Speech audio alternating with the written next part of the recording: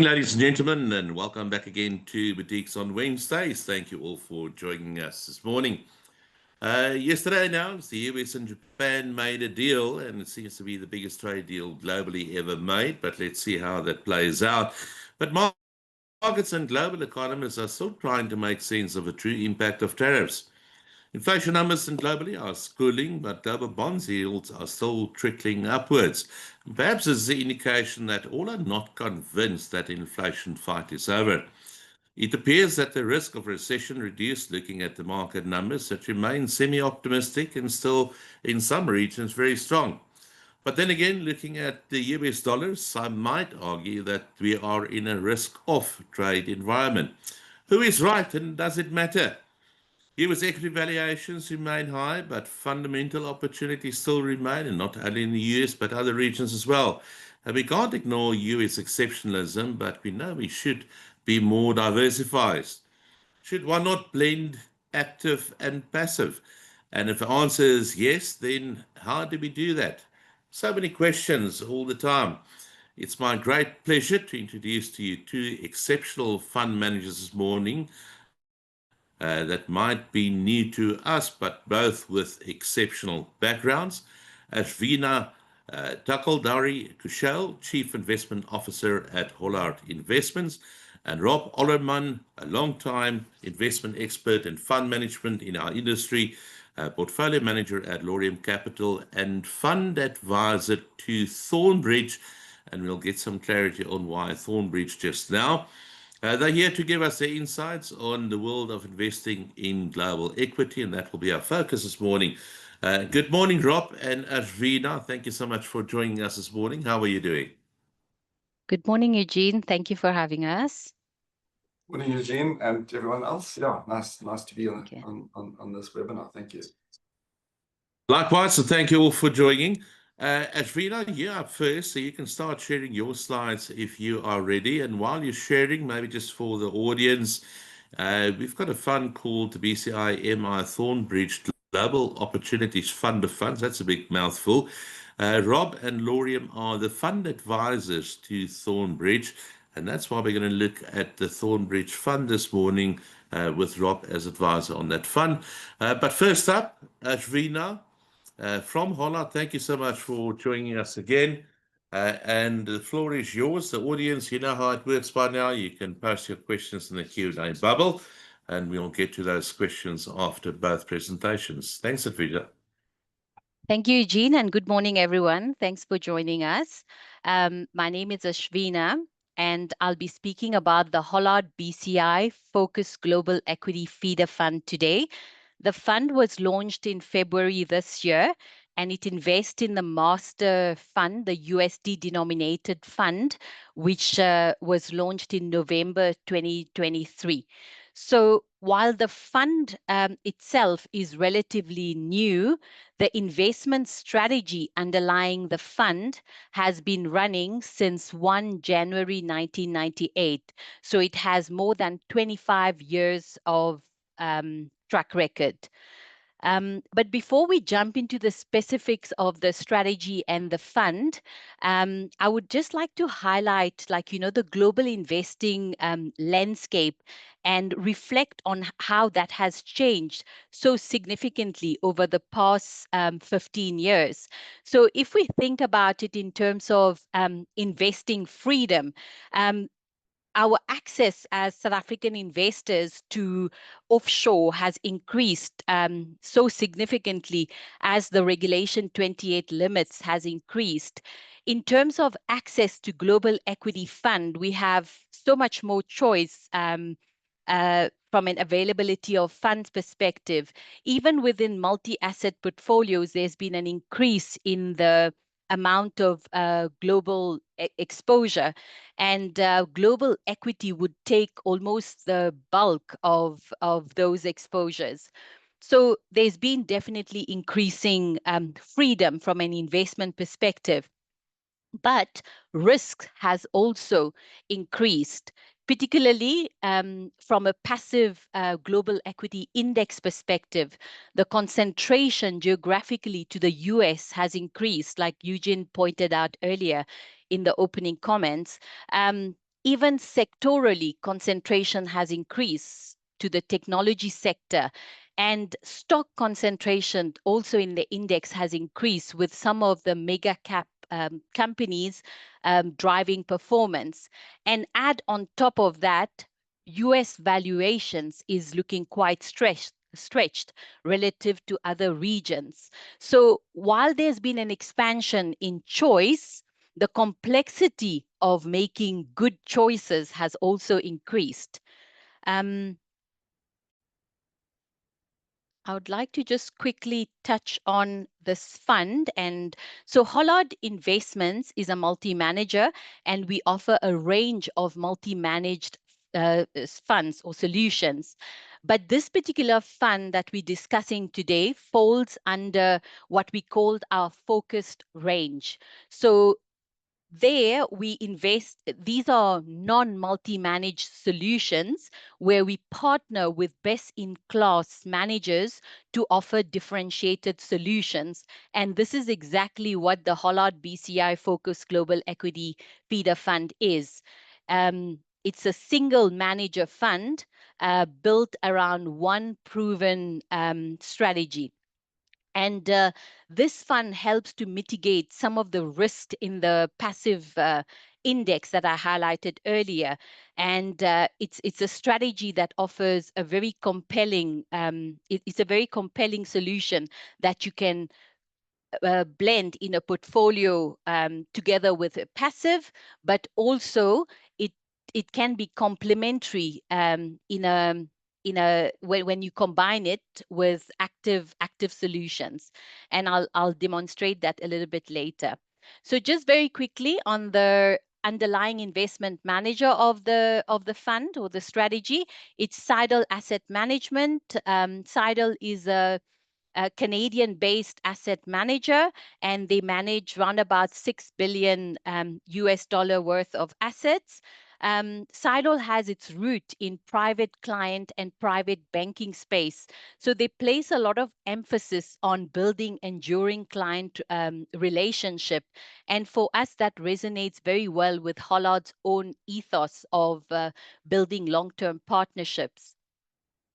In terms of the team that manages this global strategy, the team has worked together for a very long time, so they have very long tenure with the fund. But the global equity management team that manages this strategy in particular has worked together for 12 plus years. And Charles Lennon, who is the lead portfolio manager, he has been managing this strategy since 2004. And prior to him, it was Arthur, who's the current CIO, that was managing this strategy. So the institutional memory and the consistent application of this, the philosophy with which the strategy is managed, remains in the team. Okay, now very simply how Seidel thinks about investing in stocks. So their philosophy very simply centers around investing in financially strong, stable businesses with dependable cash flows, solid leadership, and a consistent track record of rewarding shareholders. Okay, and the manager usually says that quality lies in the eyes of the beholder. And this is very true because this strategy is not comparable to investing in a passive quality strategy. Seidel applies a very rigorous definition of what quality truly means.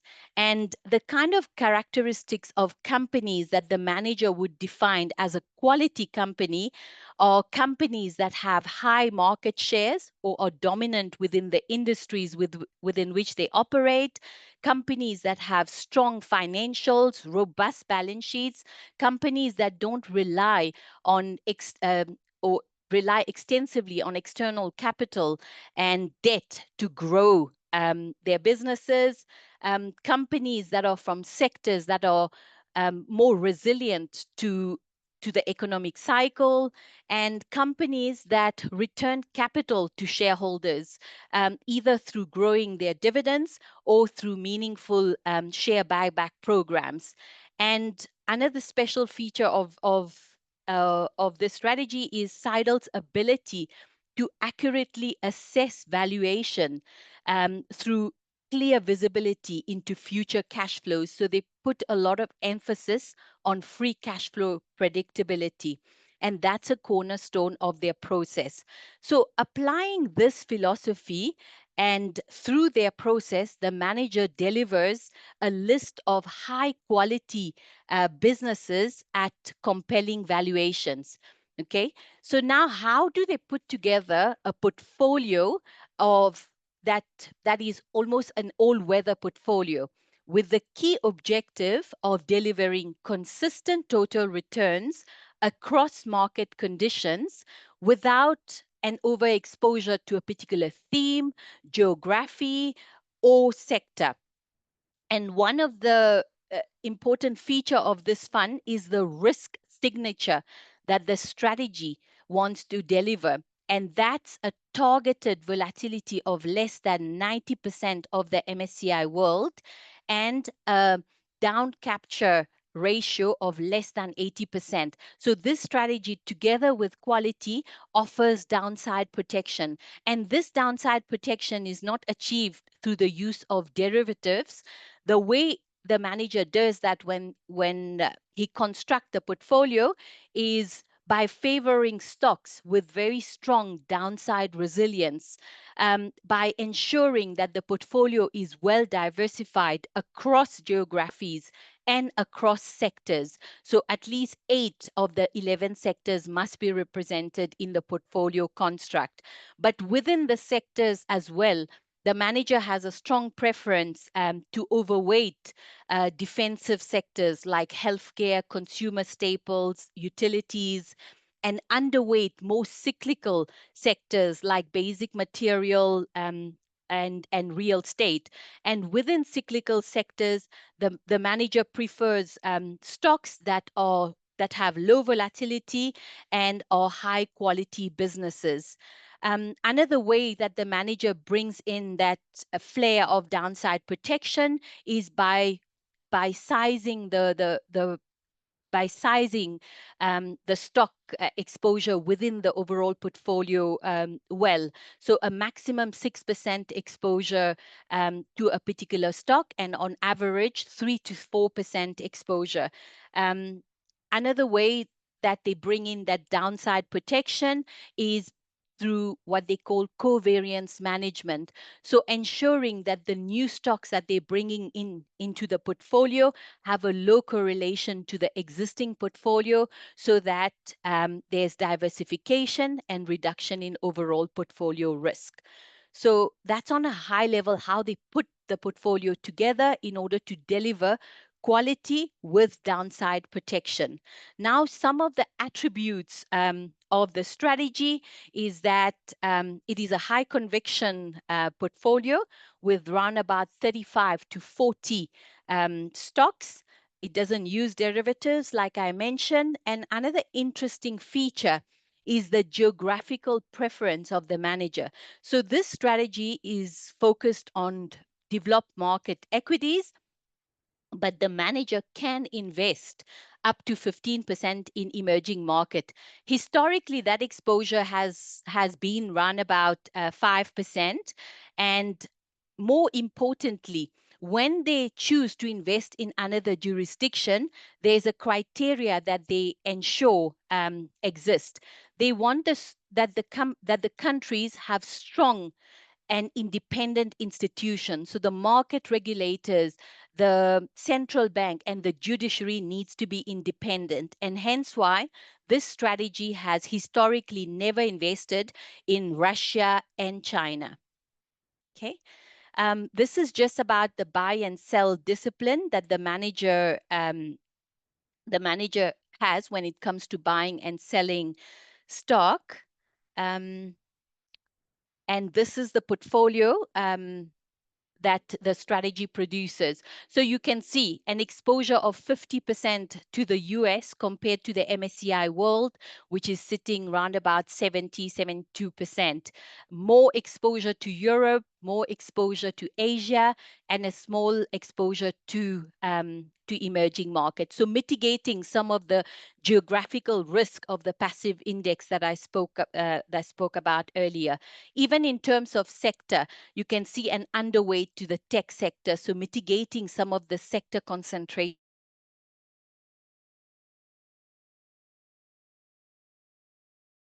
This shows the performance of the MSCI World over a rolling 5-year period over the past 15 years. And the shaded area represent the performance of global equity managers. So almost the peer group universe of global equity. And you can see, hands down, the MSCI World has outperformed and has been a first quartile performer relative to active equity managers. And the question we ask ourselves now, is this likely to continue in perpetuity? Maybe the risk is very high now. So us as multi-managers in our own multi-managed portfolio, we've used passive as a way of accessing global equity for a very long time. And last year, we started mitigating some of the high concentration risks that we've seen in the MSCI world. This is just an illustration of the buildup of this concentration risks that I spoke about. Now, this is the most important slide. It's the valuation risk that's sitting in the MSCI World Index, particularly this concentration to the US at a time where valuations of the US is quite rich. And the risk there is that in times of market uncertainty, market volatility, when risk aversion is high, stocks that are very rich from a valuation perspective tend to experience sharp fall. And that's because the margin of safety is very thin, and that subjects the stock to greater downside risk. And you can see that the valuations for other countries outside of the US are not as demanding as that of the US. Okay. This is an illustration of the historical exposure to the US as well as tech sector of this strategy. Looking at this, you might think that given how the US and tech has driven performance over the past couple of years, you would expect this strategy to not have performed well. But on the contrary, this is the profile of the Seidel Global Equity Strategy, which is the underlying strategy of the Hollard BCI Global Equity Fund. And this is the profile it has generated over the past 25 years. And you can see over a rolling 3-year period, this strategy has most of the time outperformed the MSCI World. More importantly, if you look at times when the MSCI World was negative or generated a negative return, this strategy has always outperformed the MSCI World.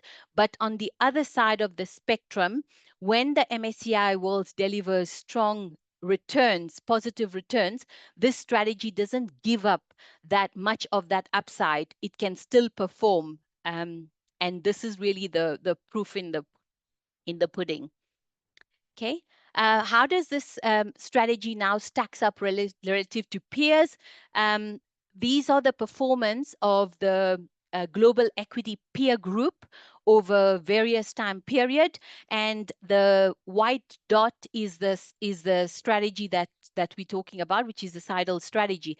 And you can see first to second quartile performance relative to peers from an excess return perspective, good consistency in delivering performance. The down capture relative to peers is run about that 80% over longer time period as the manager intended to deliver for this strategy, and up capture still in the first to second quartile. So they don't give up much of upside in trying to deliver this downside protection. Okay. This is a snapshot of how this strategy blends with a passive. And when you blend the Sidle strategy with a passive offering, you get a better downside protection profile. The upside capture is also better, and the consistency of return is better. So you get a good all-weather portfolio. What we've also tested is how this strategy blends with active strategies that are available to South African investors. So here we've taken the top 10 global equity funds represented in the ASISA Global Equity category, and we worked out the correlation of each of these funds to the Sidle strategy. And you can see the correlation is very low. So blending this strategy with other active strategy can also result in a good portfolio construction. And with that, I thank you all for your attention and time. Ashvina, thank you very much for that. And some really good numbers there. I've got one or two questions for you, but we'll cover that as soon as Rob finishes his presentation, so you can stop sharing. Rob, you can start sharing if you are ready.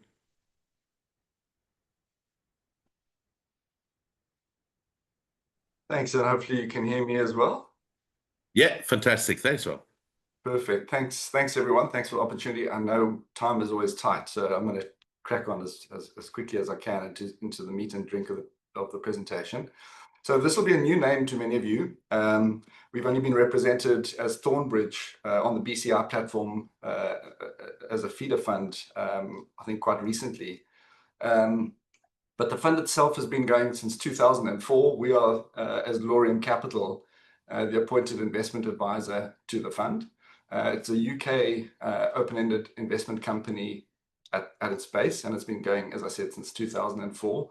Our appointment dates back to November 2022, and I'll show you some performance over that time period. And we've really had great support, primarily actually from offshore. So the fund itself, when we took it on just under 3 years ago, was about 60 million pounds. It's about 270 million pounds as we speak today. So we've had great support from offshore advisors. And it's now available locally through the BCI feeder structure as well. And our Laurium Global Equity Funds in total, including this Thornbridge fund, we've got another global equity fund. It's about $470 million that we're managing now in global equities. And I think it's a surprise to many people. I think we've snuck under the radar and operated below the radar for a long time on the global equities. But very proud of the success that we've had. The fund, it's an unconstrained portfolio construction, so it's global equities, ACWI, MSCI, All Country World Index as a nominal benchmark, and again, a sort of fairly high conviction portfolio, 30 to 40 shares with no geographic focus at its heart. The portfolio has done very nicely. It's 10-year track record, predates us, so I'm not going to spend any time on that. But since our appointment, we've outperformed what has been a very tough index to beat, as Ashvina has pointed out, and also relative to peers, and continue to do so to year to date, as we are at the end of June. It's common cause on the valuation side that markets look expensive. And since I've been doing these presentations on global equities for the last 3 or 4 years, I've probably had the same lead in from almost every single guest introducer, that markets are expensive. How do you find value? Our fund is quality at a reasonable price, as a catch-all phrase. And so, we're looking in an area of businesses which are well-known, well-established, and often look quite expensive. And the macro environment that I've put up here as the backdrop is as challenging as any as I've experienced in 30 years in the markets, mainly courtesy of the man in the bottom right-hand corner, Donald Trump. Now, there's so much noise and news around trade policy, tariffs, tax legislation, foreign policy, it's really hard to actually keep up. And as Eugene mentioned, we just had the news break on a big Japanese trade deal, and there's a lot of factors in the background that cloud the picture and make it very challenging to allocate money and build a coherent portfolio. And so each of these factors here is something that we think about and we consider as part of our overall picture. The price of money, geopolitical risks, and then there's some regional dynamics, things like where's the Chinese economy, which is a big and important one in its inflection point, not necessarily just as an investment destination, but also as a driver of economic growth in the East and also globally. And then Japan, which has been on the slide for quite some time, where we have felt over a period of time the monetary policy inflection point had been reached. Japan had free money for now 30 years. And as that economy itself healed, there's an opportunity within that region as well. So we've been able to take advantage of some of these sort of top-down aspects. But I would just say that the bulk of our effort, the sort of Lorien research team, myself directing the traffic, has been focused on the sort of fundamentals. Fundamentals of business. We pride ourselves on our commercial orientation. So we think a lot about businesses that we invest in as businesses and what are their tailwinds and their headwinds that they're facing. And I think this is where the big gap exists between what kind of top-down allocators are seeing in markets and what we see still as fundamental investors, is that the payoff to large-scale businesses is increasing. And what I mean by that is that there are some big, expensive forces at work in the commercial world that kind of driving our everyday life and existence, that the prize of exploiting those trends really lie in the hands of actually just a very few companies that are able to kind of afford the capex and the investment that's required. And then there's also some kind of knock-on effects of that are very real and are investable, and where I think markets are grappling to understand how to value these big trends. So I'm going to pile into one or two of those. We won't have time to go through them all, but my wish is that maybe I pique your interest on some of these and that maybe we can engage in some subsequent sessions as well. So just on the tech side, it's, no global presentation can ignore technology shares. We are underweight as a sector from a valuation perspective, and we can touch on some of those challenges. But for a long period of time, all data has been moving from kind of servers and your hard drive into the cloud. That cloud migration and the infrastructure behind that have been given a massive push through AI, and that continues. And the reality is we are still probably in the early days of that build out. And I've got a couple of slides that can show that. So what's going to move as well is from kind of cloud infrastructure. It's going to move back down to all the hardware that you and I use, including our mobile phones, are going to need quite a big upgrade because all these applications that will be designed to use data captured in the cloud need to be faster, better. The second point here is another big one where you've been very successful in exploiting in the last number of years. And the reality is, again, we are still pretty early innings on electrification. For many years, we've seen thrifting of power. And now with, first of all, grid renewal, a lot of the world developed markets, electricity grids are actually aging and creaking. So we see a big need for a grid renewal and densification of the grid, the copper line into the home. Everyone plugs their electric vehicle in California, the lights dim. And then data centers themselves, obviously a whole new catalyst for energy intensity, and then tying in renewables. The grids themselves are much more complex, and I've got quite a decent amount of exposure in the fund still exploiting these tailwinds for growth in companies. The pharma side is also, this is a longer dated investment thesis. We're in the early stages of dramatic changes in the way cancer is treated, oncology drugs.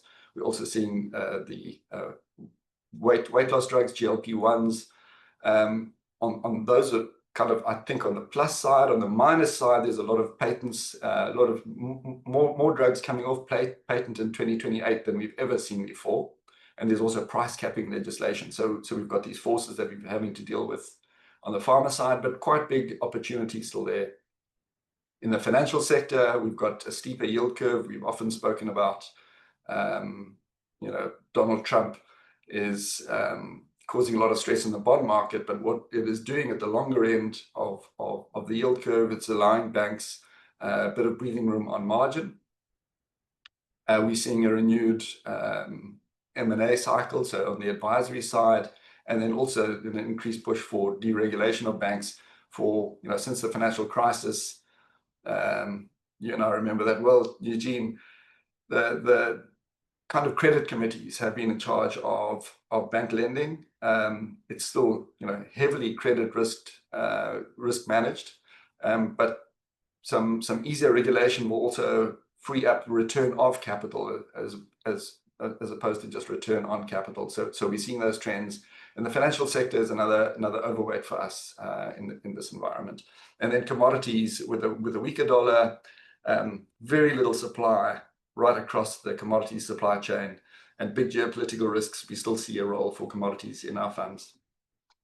There are challenges. So the areas where we're probably most challenged is on the regulatory front. Platform companies, the likes of Alphabet, Google, Meta, Apple, etc. There's a lot of regulatory interference in the economics of those businesses, and we spend a lot of time thinking about those risks. The East-West tensions around China are obviously ongoing.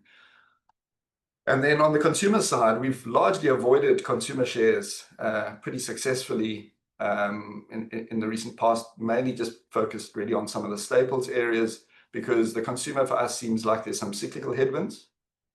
But then on the staple side, there are some structural issues, changed behavior, younger people drinking less, GLP-1s, these weight loss drugs. These are all, more structural impacts. And so we've generally tended to avoid the consumer shares in the fund, even though they screen well on the quality valuation metric. So the fund itself, I'll just, touch on this. This top left-hand corner is where you should think about this Thornbridge fund. 60% of our exposure typically sits in businesses, as Ashvina would have articulated with the other fund manager that you were speaking about, strong financial health, an excellent management track record. Most importantly for us, a truly powerful product set, so product and service set. And we spend a lot of time, as I said, thinking about businesses in a commercial way, and thinking about the forward-looking profits that can be earned from the product set of the businesses that we invest in. That's this top left-hand corner. Top right, bottom left, these are businesses where we think, there'll be maybe possibly a re-rating. So we think we're slightly cleverer than the market. I call this top right-hand corner ugly ducklings turning into a swan, businesses where the market is undervaluing them. And then the bottom left-hand corner, these are probably ugly ducklings that stay ducks. These are businesses that don't have pricing power. Typically, our price takers in an environment don't exhibit strong quality, but which we feel we deserve to rent in the portfolio from time to time for macro thematic reasons. And there's one or two of these now in this electrification space, as an example, that might not meet all our quality criteria in the long haul, but that they have their sales up to benefit from these tailwinds. And then every position comes in and out through a nursery. Completely bottom-up portfolio. Through all those trends, trying to find the tailwinds of growth, trying to avoid the sort of headwind areas, and all of this with the financial screen. But despite that, we do spend a lot of time on portfolio construction, and you can see actually well diversified across from a sectoral perspective.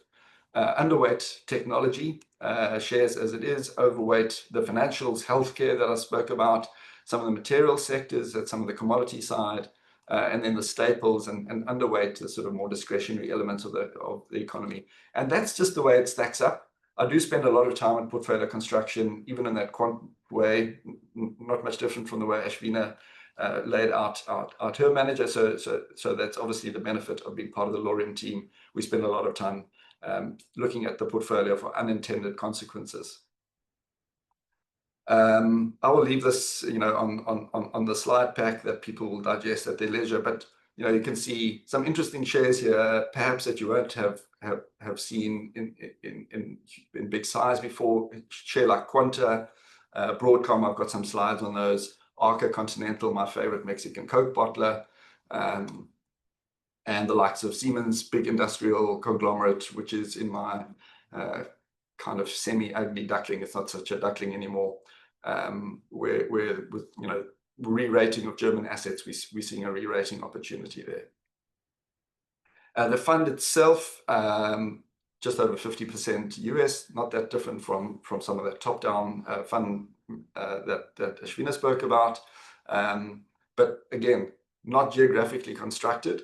I see the businesses that we invest in largely across the board are global companies with the global product set, earning global cash flows. And so I find that this geographic exposure metric often is less relevant than one might think. One or two quick stock examples. Broadcom has been one of the biggest shares in our portfolio for the last 4 or 5 years. I call it NVIDIA's poor cousin. No one has really heard about it. If NVIDIA is the brain of AI, Broadcom is the cardiovascular system. It pumps the blood around the network. Almost all data passes through a Broadcom switch or a lead, and it's had really strong long-term growth moving into software. And it's got a whole new lease on life now, because it actually makes custom chips that almost compete with NVIDIA now for the likes of Meta, Google, OpenAI, and ByteDance. On the electrification side, just quickly, my last slide, last but one. I spoke earlier on about the grid renewal, electricity grid. In the US, a lot of that grid was built in the 1940 to 1970s era. It's old and creaking, needs replacement and upgrade and densification. And you can see this cliff of 80 and 70 and 60-year-old parts of the grid. And this is giving a massive boost to a company like Quanta. Quanta is the biggest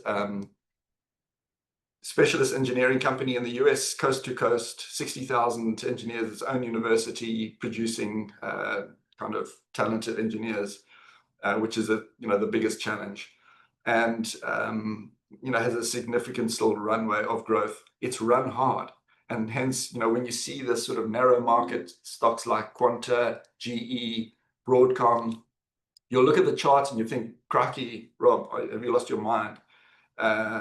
These businesses have done well. The reality is that they continue to do well because of those tailwinds for growth, and we still see a significant investment opportunity investing behind these. We have been invested in these for a number of years. The portfolio at its core has held a lot of these positions over the long period of time, and we buy and add, trim and hold in that space to manage the risks and manage the overall exposure. So I'm going to stop there, if that's okay, Eugene, and we can take some questions. Rob, thank you very much for that. Very insightful indeed. And I'm going to start the questions with you while I've got you on, Ashvina. I'll come back to you.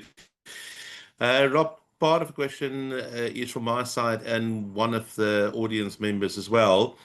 And maybe just to better understand your relationship with Thornbridge, you're appointed as the fund advisor on Thornbridge. But how does that work exactly? Does it mean that the fund is predominantly managed by you and your team, or is there involvement from Thornbridge as well? Thanks for the question. No, we manage at Laurium Capital. We manage the fund completely, and I'm the fund manager on the fund. So that's basically Thornbridge provides the platform and the entity which owns the fund. So then to the question of the audience member, if you look at the team of the fund, it is basically the Laurium Capital Fund Management team under your leadership, specifically on the fund as well. Correct. Absolutely. Yeah. Another question from our audience, and what is your view on global inflation and how are you mitigating for this specifically? And if I can maybe elaborate on that, I mean, you showed some of the holdings that you've got there, and some of the companies have done well, if you, you just mentioned, but you also said, you know, they continue to grow. If we were to see on global inflation, we'll get your views on that. I mean, how can that impact on some of those companies as well? Yeah, I think global inflation is primarily impacting the denominator. You know, bond yields and price of money is likely to stay elevated, despite what Donald Trump would like to happen in the short term, and you know, keep the pressure on the short end of the yield curve. I think inflationary pressures are still building. I made the comment on commodity prices themselves. In the energy complex, funnily enough, I think that there's a fair amount of supply around, and I'm talking, you know, pretty short term here. But within the broader commodity space, the costs added through kind of tariff and the trade disruptions, we still see a fair underpin for inflation and pressures still on the upside over time. So that's a negative, I think, for all equities over this time period, and it's kind of, I just feel that that's just like we're just going to have to deal with that as a derating aspect over a period of time. What we want is businesses that can price for that. So in South Africa, you know, our management teams have been used to, you know, high single-digit inflation and double-digit inflation for those of us around long enough. It's a mindset, and obviously products that can bear that need to price up are the ones that attract us. So we think a lot about that in the products and the businesses that we invest in. Do you specifically look at companies then with bigger cash flows, or is the focus then still on just growth and earnings? Cash flow is always a big part of the valuation gap.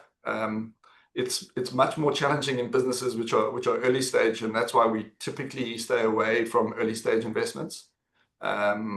More mature businesses are easy to value. You start seeing, you know, more of a confluence of earnings and cash flows over a period of time, and I think that predictability is important for us. So when we think about quality businesses, typically it's more mature, large companies that we're investing in.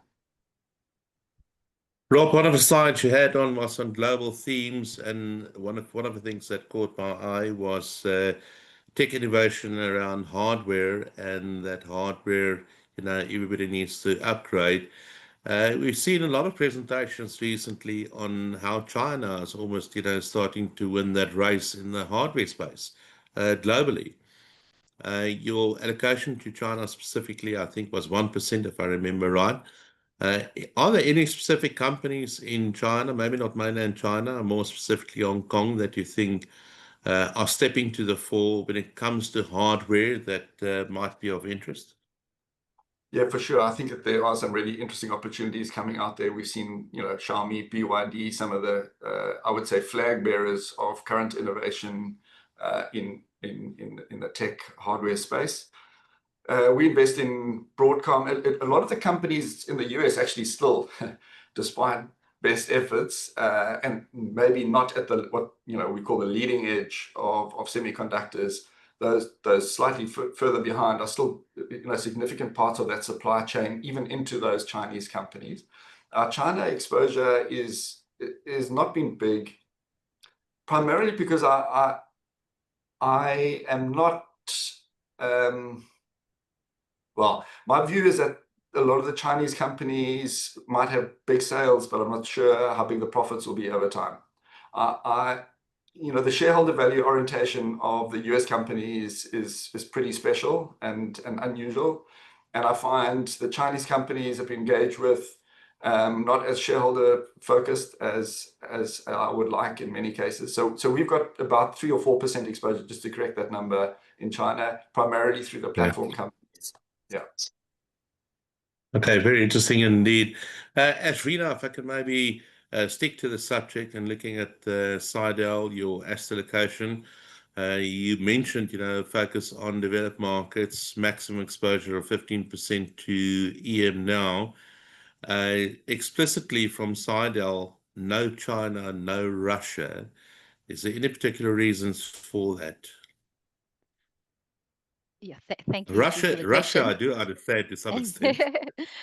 So yeah, like I mentioned, in the history of the fund over the past 27 years, it has never the strategy has never invested in China or Russia, jurisdictions like this. But broadly, it's that overlaying the almost a downside protection sheet over the strategy by saying that they don't want to invest in jurisdiction that doesn't have strong and independent institution, such as your central banks, your judiciary, and the market regulator. So they've put that almost that blanket rule around the strategy. So hence why no exposure to China and the likes. You also showed your geographical asset allocation and relative to the ACWI or the MSCI all country underweight US equities, more focused on Europe and maybe a bit of UK in there. Just in terms of the process, is that purely valuation driven? Or is it just because you're finding really good opportunities in those regions, it still bottoms up and nothing to do with top down from a regional perspective? Yeah, so thanks, Eugene, again for the question. So it is a bottom-up portfolio construction process, and the geographical exposure is an outcome of that process. And obviously, the manager does add a layer of diversification over and above that, where the manager make sure that regions are well represented. So, for example, if there is stocks in a particular industry that they're looking at, they would look at similar stocks in other jurisdictions and see if there are opportunities there as well. But the bottom line is it's a bottom-up stock selection process. Why Sidel Asset Management? I mean, you also showed that slide right in the beginning, clients are spoiled for choice, especially in the global equity space. Why did Hollard cover Sidel? So Convince as us a that we need to, other than the numbers, I mean, you've showed some exceptional numbers there that I didn't realize before, yes. but why Sidel? So as a multi-manager, we're always on the lookout for very good managers.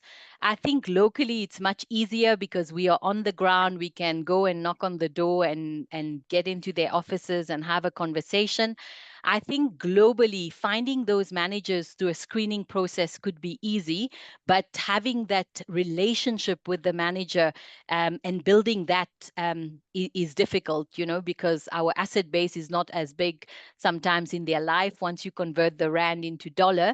But with Sidel, the difference was that, like I said, they have their roots in private client and private banking space. So their focus on building client relationship was something that we found impressive, but more so when we put the strategy to the test.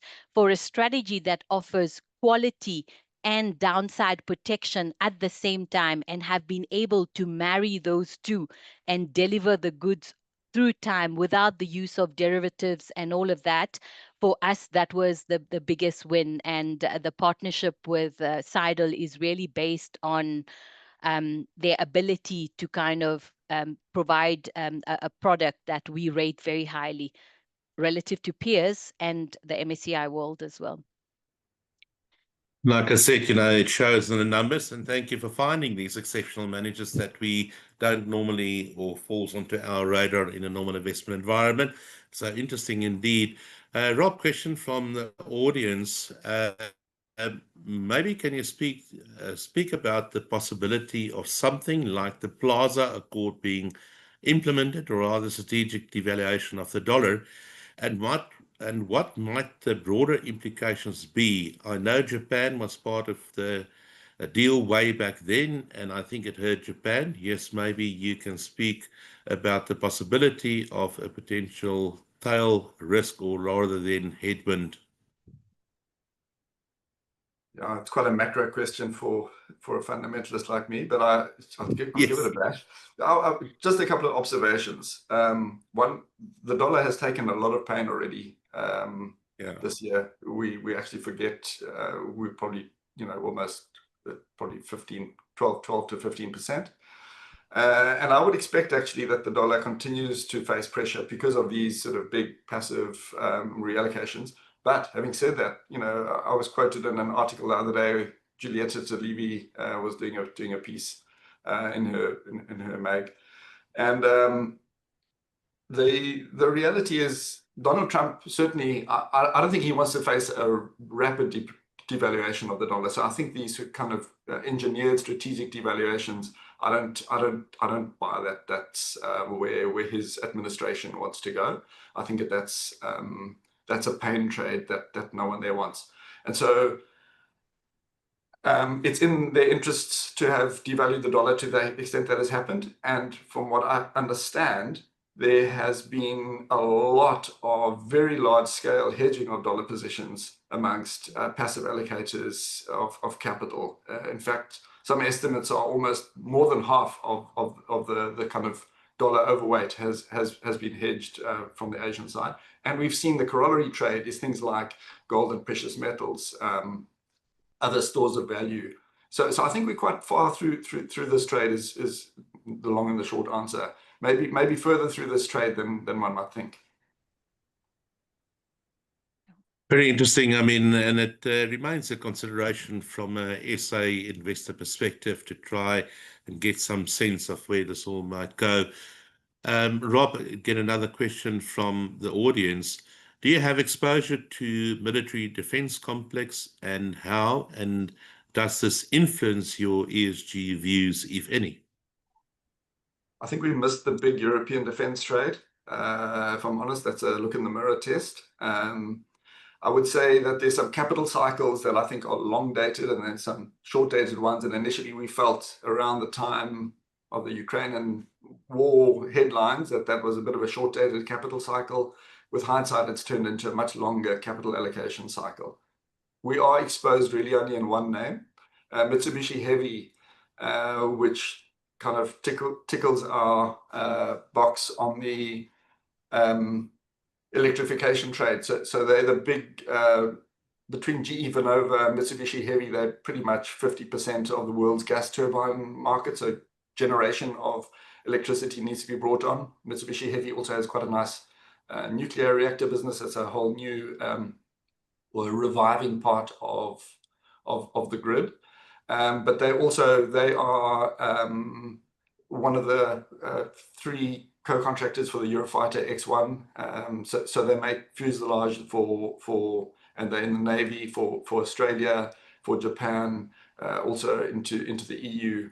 So that's all of that kind of NATO spend. We've seen that stock benefit, and we look at the outlook for that is benefiting there. But the European names, I would say actually personally we've missed those. I think that they've run pretty hard now. Yeah, and I mean they ran hard. You're 100% right. There is a bit of FOMO. Do you think those stocks can continue to go, and should one relook that in a portfolio? Yeah, so what we spent a lot of time doing in the past, and we're reevaluating it again now, is I think at the just kind of rearmament munitions, the kind of tanks and bangs, I think that's, be careful of investing heavily in that. So I think the RENK and Rheinmetall's, be careful of that part of the spectrum, where I think is more long dated. And also at the very expensive end, the US defense companies, where you're sending a multi-million-dollar plane to catch a $1,000 drone. I think we focus much more on understanding the lay of the land, building these radar sensor shields, and the missile technology behind that. I think that's really interesting. I think some of the drone technology, so companies like Hensoldt, looks interesting, and those are sort of what we're thinking about, and where we might be more interested in pullbacks. Rob, thank you for that. And Ashvina, thank you for that. I am going to pause it there. We're already a little bit over time. There are some open questions from the audience with regards to the fees of the funds, as well as platform availability. But I think what we can do from the BCI side, Olga and Tanya, if you can maybe assist with that, when you send out the thank you recording with the presentations, maybe if you can give an indication of platform availability of both of the funds. Again, Sorry, Ashvina, Eugene. yeah, you want to Can I comment on just that? Yeah? Yes, please. Can I Yeah? just mention one thing? I think it's Yeah. important when with regards to the fees. So when we launched the fund, we only launched the a C class. C class is an institutional class that we have launched, and it's open to everyone at this point. So once the fund gets to $50 million capacity, we're going to launch a retail class. So it's kind of an opportunity for all investors to get in at a lower fee structure until we launch that retail class. So it's an attractive entry point if you want to get in, because post that a minimum investment amount would be applicable to the institutional fee class. Black Friday deal on a Wednesday. Ashvina, thank you very much for that. And Rob, again, thank you so much for your time. Very insightful indeed. The Thornbridge Fund, I think, again, new to a lot of us investors, but you and your team's got an exceptional track record. So we're hoping to see a lot more, Rob, of the Thornbridge Fund, and Ashvina as well. Sidel Asset Management, thank you very much for introducing them to us through your feeder fund. Very interesting, and I mean that profiling the pudding, it's in the numbers, and both of you illustrated really good numbers. And we'll try to post some commentary on fund availability on the platforms, as well as fees. But if you want to know more of the funds, please let us know. We'll get you in touch with Rob and the team. I see Kim from Lorium is on the call as well. We get you in touch with them, or Ashvina and a team from Hollard. Again, thank you so much for joining us this morning. We're really grateful for your time. Thank you, everyone. Thanks, everyone. Right, our audience out there, quick reminder, tomorrow morning we've got another hedge fund webinar, a hedge fund workshop. I saw there was a question from one of our audience members with regards to performance fees and the likes thereof. Maybe that's a very good question to post to the hedge fund managers tomorrow as well. It's going to make for a very interesting and insightful session on hedge funds, being run by Rob Ensslin as the moderator. And then next week, Wednesday, we've got a panel discussion with our fixed income managers. That should be very insightful indeed. We've got Philip Bradford from PMX, Sydney McKinnon from Cadus, and Brandon Quinn from Saffron. But I'll see you tomorrow for the hedge fund workshop. If not, next week, Wednesday. Thank you all for joining and your continued support. Always grateful. Thank you.